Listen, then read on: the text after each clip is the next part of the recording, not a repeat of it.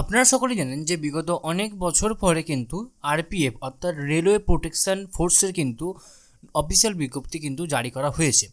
তো বুঝতেই পারছেন যে এত বড় একটা ভ্যাকেন্সিস এবং একদম কি বলবো খুব ভালো একটা ভ্যাকেন্সিস, এবং যেটার সবথেকে মেন ব্যাপার যেটা হচ্ছে যে আপনাদের ভ্যাকেন্সিসও কিন্তু এখানে খুব একটা বেশি কিন্তু নেই, মাত্র 2000টা রয়েছে আপনাদের কনস্টেবল এর ক্ষেত্রে, এবং আপনাদের এসআইয়ের ক্ষেত্রে রয়েছে 250টা, অর্থাৎ 2250টা কিন্তু টোটাল ভ্যাকেন্সিস আপনাদের রয়েছে কনস্টেবল এবং এসআই মিলিয়ে কিন্তু আপনাদের মোট এই কটা গোটা অল ওভার ইন্ডিয়াতে।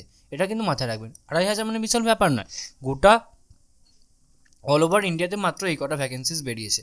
তো বুঝতে পারছেন খুব একটা ভালো পরীক্ষা এবং খুব একটা মানে কি বলবো শর্ট প্রসেসে একটা পরীক্ষা। কী হবে, আপনাদের প্রথম ধাপ হবে সিবিটি হবে, তারপরে আপনাদের হবে পিইটি হবে, ফিজিক্যাল এফিসিয়েন্সি টেস্ট হবে, ওকে, আর তারপরে আপনার হবে হচ্ছে ডকুমেন্ট ভেরিফিকেশান, ডকুমেন্ট ভেরিফিকেশান, তারপরে কিন্তু আপনার রিক্রুটমেন্ট ফাইনাল।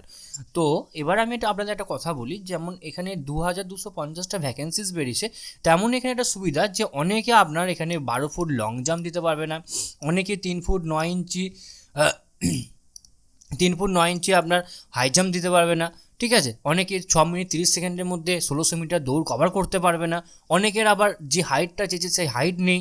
তো মানে ধরুন যদি নর্মাল অ্যাজ পরীক্ষায় যদি 10 লাখ ছেলে যদি পরীক্ষা দেয়, সেখান থেকে আমাদের সিরিয়াস ক্যান্ডিডেট থাকে 1 লাখ, ঠিক আছে, তাহলে সেই 1 লাখ থেকে কিন্তু আপনার এখানে আবার অনেকে বাদ চলে যাচ্ছে, কিসের জন্য, পিইটির জন্য। তাহলে এখানে কিন্তু আপনাদের চাকরি পাওয়ার কিন্তু একটা ভিউজ মানে কি প্রবাবিলিটি রয়েছে যদি আপনি একটু ভালো করে পড়েন। আচ্ছা, তাহলে তো আপনি পড়বেন তো মনস্থির করে নিলেন, তাহলে আপনাকে মেন যে বিষয়টার উপর ফোকাস করতে হবে, প্রথমে আপনাকে যেটা পড়তে হবে সেটা হচ্ছে এক্সামের সিলেবাস। যদি আপনার এক্সামের সিলেবাস আপনার ভালো করে না জানা থাকে, তাহলে কিন্তু আপনি কোনোভাবেই কিন্তু আপনি সাকসেস পাবেন না, এটা আমি 100% লিখে দিতে পারি। আপনাকে আগে এক্সামের সিলেবাসটা ভালো করে জানতে হবে। তাহলে আপনি আমাদের এই ভিডিওটা ক্লিক করেছেন এক্সামের সিলেবাস জানার জন্য, তো সেটাই কিন্তু আজকে আমরা ডিটেলস আলোচনা করব এই ভিডিওর মাধ্যমে। নমস্কার বন্ধুরা, আপনারা দেখছেন আপনাদের প্রিয় YouTube channel the way of education. বন্ধুরা, এই মুহূর্তে আমরা উপস্থিত হয়ে গেছি আরপিএফ অর্থাৎ রেলওয়ে প্রোটেকশন ফোর্সের অফিসিয়াল বিজ্ঞপ্তি নিয়ে, রিক্রুটমেন্টের অফিসিয়াল বিজ্ঞপ্তি নিয়ে, এবং সেখানে আমরা এর আগের দিন কিন্তু আমরা টোটাল কিন্তু রিক্রুটমেন্ট প্রসেসটা বা টোটাল কিন্তু অফিসিয়াল পিডিএফটা কিন্তু আমরা আলোচনা করে দিয়েছি। আজকে আমরা আলোচনা করব শুধুমাত্র এর সিলেবাসটা নিয়ে, কারণ সিলেবাস জানাটা কিন্তু আপনাদের একটা অত্যন্ত গুরুত্বপূর্ণ একটা বিষয়। আপনারা যদি সিলেবাস না জানেন, আপনারা কিন্তু পরীক্ষায় পাস করতে পারবেন না। তো আপনাদের কিন্তু এটা 3টে ধাপে পরীক্ষাটা হবে। প্রথমে হবে সিবিটি, তারপরে হবে পিইটি হবে, ওকে, ফিজিক্যাল এফিসিয়েন্সি টেস্ট হবে, তারপরে হবে ডকুমেন্ট ভেরিফিকেশান, ওকে, এই 3টে ধাপে পরীক্ষা হবে। তো সিবিটিতে আপনাদের কিন্তু থাকবে হচ্ছে জেনারেল অ্যাওয়ারনেস থাকবে, আপনাদের এরিথমেটিক থাকবে, and general intelligence and reasoning থাকবে, ওকে। আপনাদের কিন্তু এই বিষয়ের ওপরে কিন্তু আপনার কিন্তু অবশ্যই কিন্তু কোশ্চেন্স হবে। এবার আপনাদের জেনারেল অ্যাওয়ারনেসে কোথা থেকে কোশ্চেন্স আসবে সেটা কিন্তু আজকে আমরা বিস্তারিত আলোচনা করব। দেখুন, জেনারেল অ্যাওয়ারনেসে আপনাদের questions will be aimed at testing the candidates general awareness of the environment around him or her, its application society, অর্থাৎ আপনার অ্যারাউন্ডে যে আপনার এনভায়রনমেন্ট রয়েছে তার অ্যাপ্লিকেশন টু সোসাইটি, তার বিভিন্ন অ্যাপ্লিকেশন থেকে আপনার কোশ্চেন হতে পারে। যেমন হচ্ছে ধরুন কারেন্ট ইভেন্টস থেকে, অর্থাৎ কারেন্ট অ্যাফেয়ার্স থেকে আসতে পারে, and such matters of everyday observations and experience as may be expected and any educated person, মানে একটা এডুকেটেড পার্সনের থেকে যেমন এক্সপেক্ট করা যায়, এভরিডে অবজারভেশন আপনাকে অবশ্যই রাখতে হবে, অর্থাৎ আপনাকে কিন্তু এখান থেকে বলা হচ্ছে কারেন্ট অ্যাফেয়ার্স আপনাকে ভালো করে পড়তে হবে। The test will also include question relating to Indian history, মানে আপনার ইন্ডিয়ান হিস্ট্রি ভালো করে পড়তে হবে, art and culture, geography, economics, general polity, Indian constitution, sports, general science etcetera. অর্থাৎ আপনার জিকের আন্ডারে কী কী পড়ছে, আপনাকে কারেন্ট অ্যাফেয়ার্স পড়তে হবে, স্ট্যাটিক জিকে পড়তে হবে, আপনাকে কী পড়তে হবে, কারেন্ট অ্যাফেয়ার্স পড়তে হবে। আমি এখানে ভালো করে আপনাকে লিখছি, আপনারা ভালো করে দেখবেন।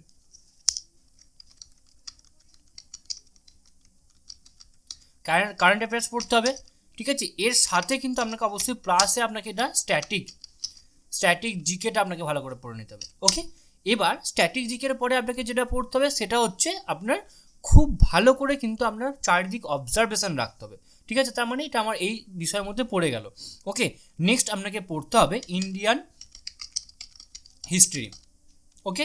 ইন্ডিয়ান হিস্ট্রি পরে আপনার আর্ট আর্ট অ্যান্ড কালচার আপনাকে পড়তে হবে। আর্ট অ্যান্ড, আমি এ অ্যান্ড সি লিখলাম, আর্ট অ্যান্ড কালচার আপনাকে পড়তে হবে। ওকে, নেক্সট আপনাকে জিওগ্রাফি পড়তে হবে। জিওগ্রাফি পড়লেন, দেন আপনাকে ইকোনমিক্স পড়তে হবে।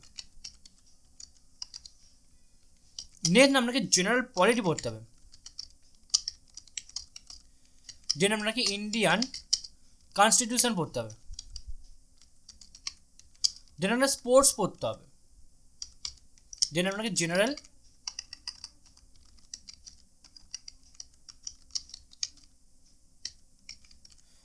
সায়েন্স পড়তে হবে। এছাড়া আরও রয়েছে, আপনাকে কিন্তু বেস করে এইগুলো ভালো করে পড়তে হবে। এগুলো যদি আপনি ভালো করে পড়েন তাহলে কিন্তু আপনার আর কিন্তু কোনো কিছু লাগছে না। দেখতে পাচ্ছেন কী কী পড়তে হবে, কারেন্ট অ্যাফেয়ার্স পড়তে হবে, স্ট্যাটিক জিকে পড়তে হবে, ইন্ডিয়ান হিস্ট্রি পড়তে হবে, আর্ট অ্যান্ড কালচার পড়তে হবে, জিওগ্রাফি পড়তে হবে, ইকোনমিক্স পড়তে হবে, জেনারেল অ্যান্ড পলিটি পড়তে হবে, ইন্ডিয়ান কনস্টিটিউশন পড়তে হবে, স্পোর্টস অ্যান্ড কালচার পড়তে হবে, অ্যান্ড জেনারেল সায়েন্স পড়তে হবে। তাহলে আপনার যদি এইগুলো বিষয়গুলো যদি আপনি ভালো করে আপনার মানে মুখস্থ যদি আপনি করে ফেলতে পারেন তাহলে কিন্তু আপনার কমপ্লিট কিন্তু হয়ে যাবে। দেন আপনাকে পড়তে হবে, এবার চলে আসতে হবে ম্যাথে আপনার কিন্তু শুধুমাত্র এরিথমেটিক থেকে কোশ্চেন আসবে। কী কী বিষয় থেকে কোশ্চেন আসবে?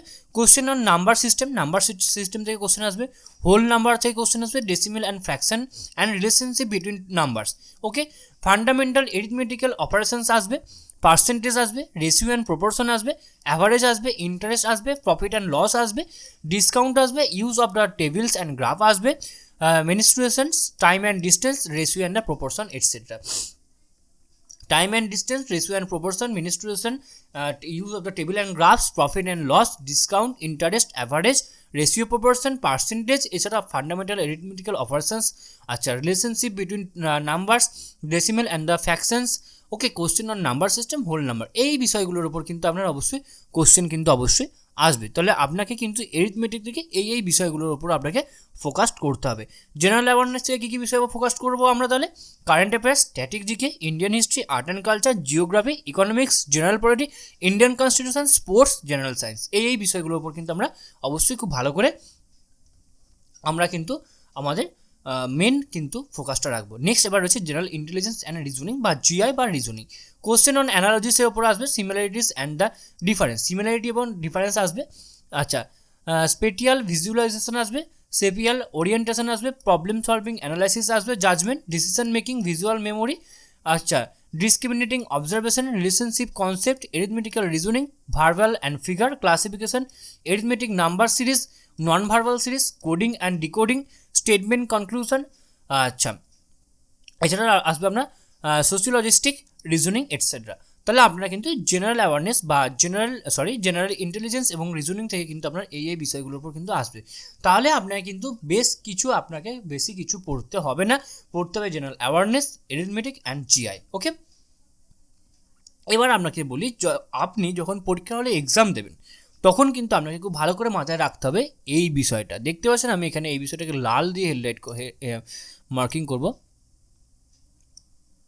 এই বিষয়টা সব সময় চোখের মধ্যে এটাকে ভাসাবেন যখন পরীক্ষার হলে আসবে। এই ছবিটা আমি যে লাল দিয়ে হেডলাইন করলাম, এই ছবিটা আপনি ভালো করে আপনার চোখের মধ্যে কিন্তু মাথার মধ্যে কিন্তু সবসময় ঘোরাবেন। 1/3 marks will be dedicated for each incorrect answer, অর্থাৎ 1-3 নাম্বার করে কাটা যাবে যদি আপনি একটা নাম্বার ভুল করেন।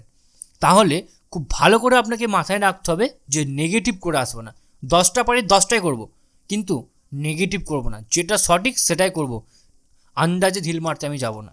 তাহলে 1/3 marks will be dedicated for each incorrect answer.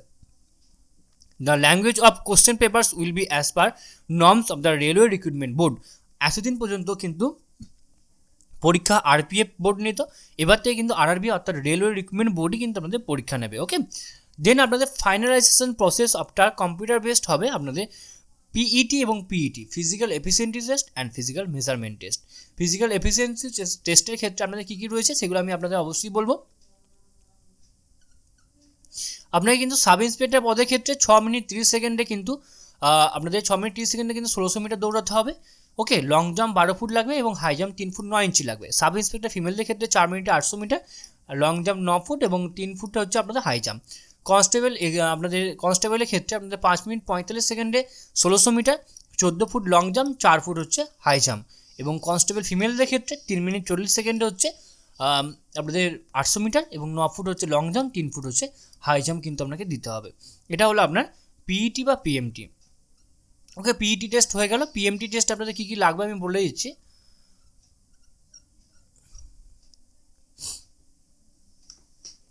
এবং আপনাদের নেক্সট লাস্ট স্টেজ হবে পিএমটি টেস্ট, হচ্ছে ফিজিক্যাল মেজারমেন্ট টেস্ট, মানে আপনার ছাতি এবং আপনার হাইট যা রয়েছে সেগুলো আপনাকে দেখাবে। আমি সেটা বলেছি আপনার হাইট ছাতি কী লাগছে।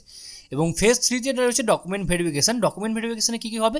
Matriculation certificate as a proof of age, graduation and the matriculation certificate as a proof of educational qualification, caste certificate, discharge certificate for ex serviceman, 2 self attested colour photograph, no objection certificate যদি আপনি কোনো employment হয়ে থাকেন, domicile certificate wherever applicable, certificate belonging to economically weaker section in format prescribe for employment under central government. Okay, তাহলে এই বিষয়গুলো কিন্তু আপনার অবশ্যই খুব ভালো করে লাগবে, যেগুলো আপনারা কিন্তু অবশ্যই ভালো করে রেখে দেবেন আপনাদের কাছে। ওকে, এবং কিন্তু আপনাদের এসআই ক্ষেত্রে আপনার 120 নাম্বারের মধ্যে কিন্তু আপনার অবশ্যই ইউআর ওবিসিদের জন্য 42 কোয়ালিফাইং এবং এসসি এসটিদের জন্য 36 কোয়ালিফাইং রয়েছে। ওকে, এবং কনস্টেবলের ক্ষেত্রেও কিন্তু সেম রয়েছে, ইউআরদের জন্য 42 এবং এসসি এসটিদের জন্য 36 কিন্তু কোয়ালিফাইং রয়েছে। তো আপনাদের কিন্তু এই মার্কসটা কিন্তু কোয়ালিফাই করতেই হবে, তবে কিন্তু আপনি নেক্সট স্টেপে আপনি যেতে পারবেন। ওকে, তো এরপর আমি আপনাদের দেখিয়ে দেবো যে পিএমটির জন্য আপনাদের কী কী আপনাদের দরকার, মানে কী কী আপনাদের লাগবে।